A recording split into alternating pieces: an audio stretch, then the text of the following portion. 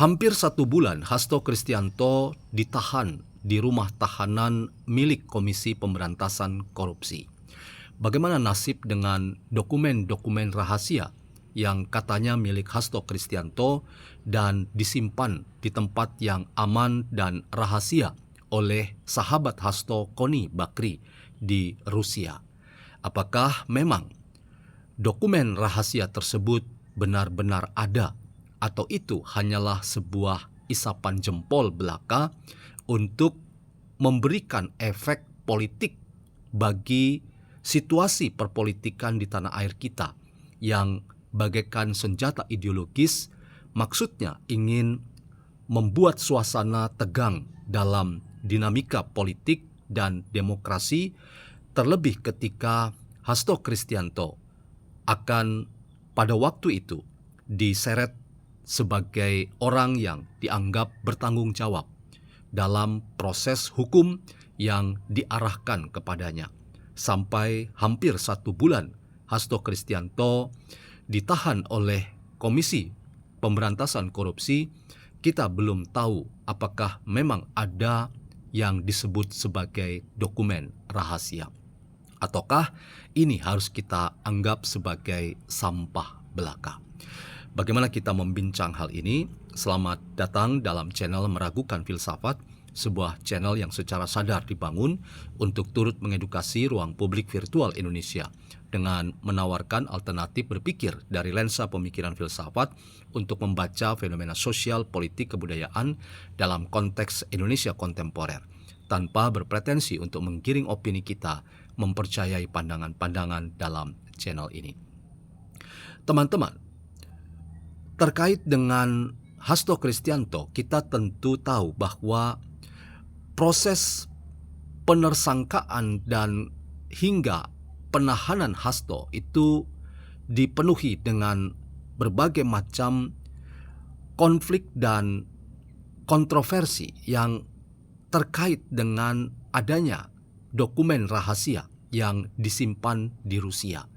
Bahkan terang benderang Koni Bakri, sahabat Hasto Kristianto, mengatakan bahwa adanya dokumen rahasia itu diharapkan akan membuka terang benderang siapakah aktor di balik penersangkaan Hasto dan juga hingga ke penahanan Hasto Kristianto.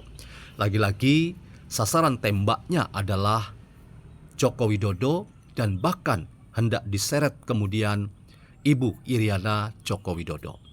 Namun teman-teman, sampai hari ini ketika Hasto Kristianto hampir 1 bulan ditahan oleh KPK, kita belum menemukan dan melihat secara nyata bagaimana wujud dari dokumen yang dirahasiakan itu. Maka muncul berbagai macam spekulasi bahwa jangan-jangan memang tidak ada yang namanya dokumen rahasia.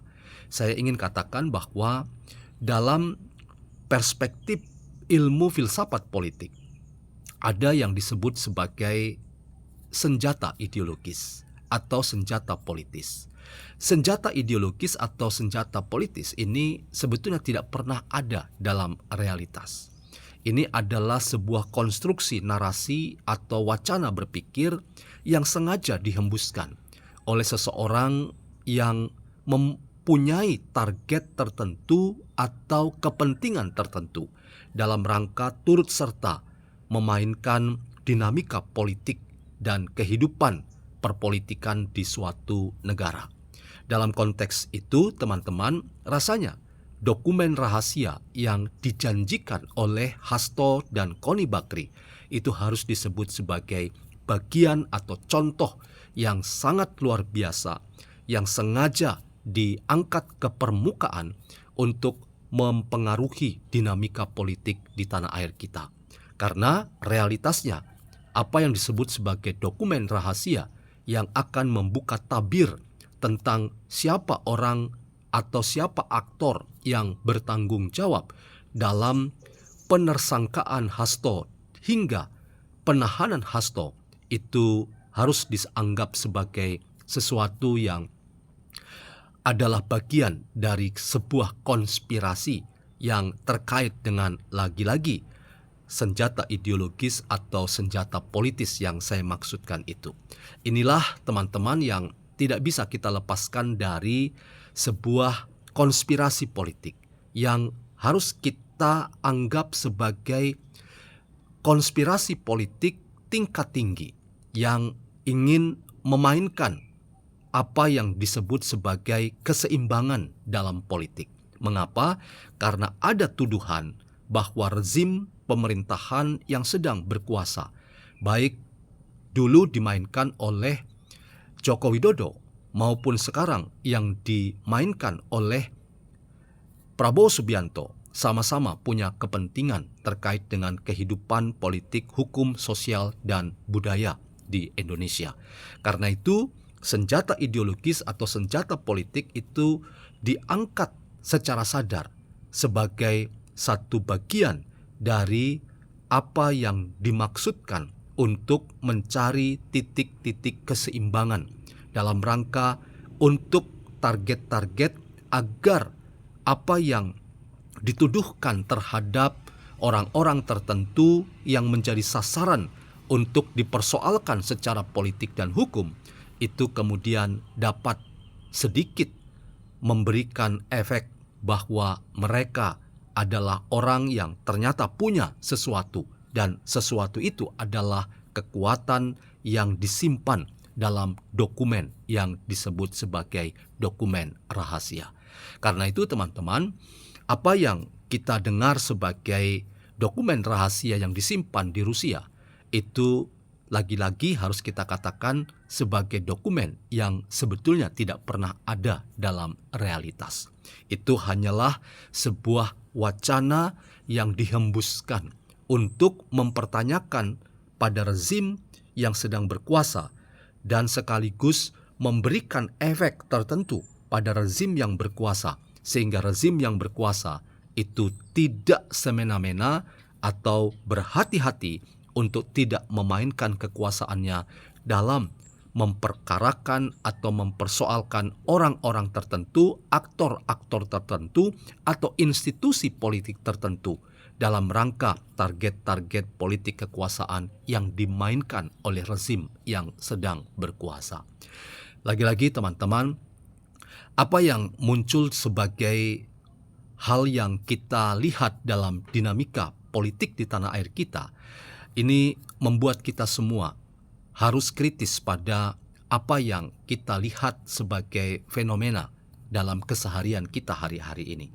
Karena itu, sikap kritis yang saya maksud ini adalah kita perlu melihat fenomena tentang apa yang dimaksud sebagai bagian dari penegakan hukum itu harus terpisah secara sadar dengan penegakan secara politik.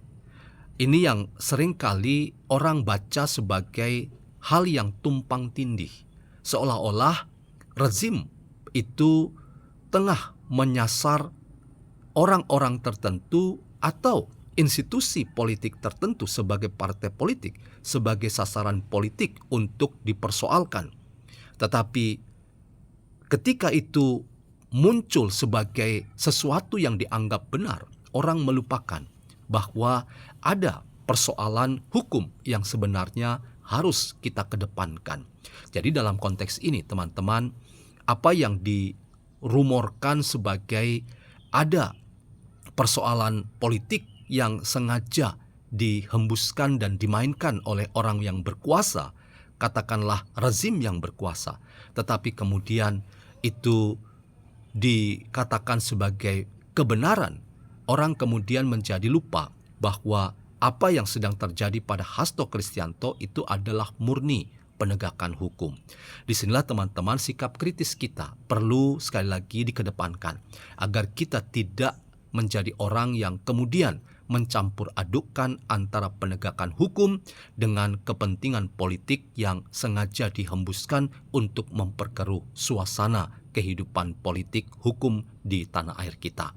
Jadi dalam konteks ini sekali lagi saya ingin mengatakan bahwa dokumen yang dijanjikan oleh Hasto atau Koni Bakri itu sama sekali tidak ada, itu hanyalah sebuah senjata ideologis sebagai upaya memompa sebuah cara berpikir tertentu untuk mempengaruhi kekuasaan yang dituduh dan dianggap sangat arogan, memainkan kekuasaannya untuk menyasar orang-orang yang dianggap berbahaya. Dalam konteks ini Hasto, dan kekuasaan harus sadar dan harus tahu bahwa ada sesuatu yang disimpan dan pada waktunya akan dibuka terang benderang. Tetapi itu ternyata tidak pernah ada dalam realitas. Sungguh sangat memprihatinkan kalau benar bahwa rumor itu memang tidak ada yang namanya dokumen yang disiapkan untuk menelanjangi Jokowi atau Iriana Joko Widodo.